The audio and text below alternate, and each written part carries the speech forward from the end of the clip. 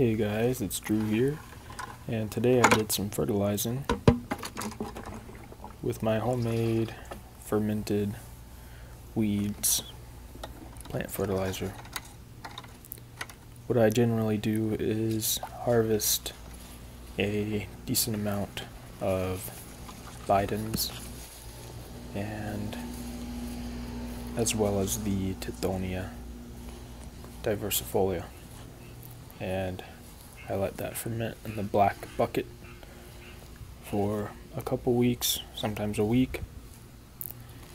I fill it up with water, and then I use that water, as you can see here, to fertilize my pumpkins and other plants in my garden. I enjoy doing this as it's a completely free and enclosed garden amendment, and I haven't actually bought any fertilizer in a couple of years now. This is what I usually do.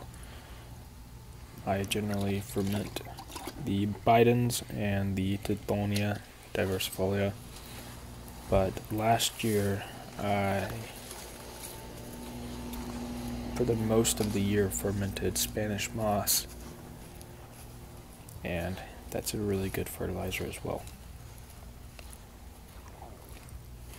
You would think that fermenting weeds can get pretty stinky, and it can, depending on what you add. I would say when I generally use just the bidens and Tithonia, it's not very smelly at all, and I can't tell you exactly why that is, but that's the truth. It's not very smelly. This batch got a decent amount of rainwater, which is good. I have in the past used the fermented compost juice water tea, and that can actually be pretty stinky. If you do it right and you use an aerator and you follow instructions that are out there on YouTube, you can do it well and it shouldn't stink. But the commonly called fetid swamp water from David the Good, where you essentially add whatever you'd like into it and allow it to ferment for however long you'd like.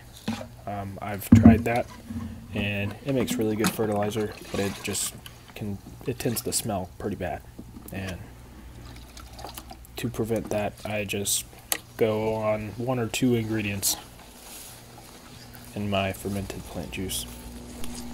Creating your own fertilizer in this way is pretty sustainable, if not regenerative, because you are adding good bacterias to your garden soil, and this is really inexpensive, free, and I really love the idea of enclosing the circle of food and nutrients in your garden as much as possible. I look forward to experimenting with other combinations of fermented weeds. The process of doing this by adding continuously every week more bidens and Tithonia, the fibers of the plant actually, once they're done fermenting, they sink to the bottom and they stay there. I don't have to push them down or anything, they just sink to the bottom, as you can see. And when it gets about to halfway full, I will actually dump those out and use those as mulch around plants, and that's a really clean plant fiber mulch. So when it comes to potentially invasive, depending on the way you define invasive, I would say Tithonia diversifolia and bidens, they root easily and if you want to be careful about that, you can always ferment them, and they no longer have the ability to root or spread, so it's a good way to control plants if you're wanting to use them to recycle them and use their nutrients. This can be done on multiple scales as well, depending on the tub or the container that you have to ferment in. I can imagine if I had a horse trough, that could be pretty amazing in terms of getting the amount of fertilizer. You can scale it in any way you'd like. You could also, I can even imagine, use a small kiddie pool, maybe kind of shallow.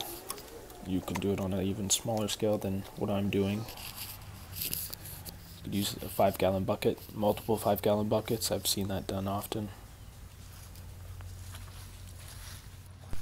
Something else I would like to add to my fermented plant juice is using something that I'm forgetting the name of in Korean natural farming, that they use rice and they will set it out in a forested area and let the natural bacteria, fungi, inoculate the bag or box of rice, cooked rice, and this gives you the ability to introduce microorganisms that are in a healthy forest habitat. But now, as you can see, all I have to do is fill this up with water and the whole process starts over again. So this is how I fertilize my garden. I hope you enjoyed. Peace.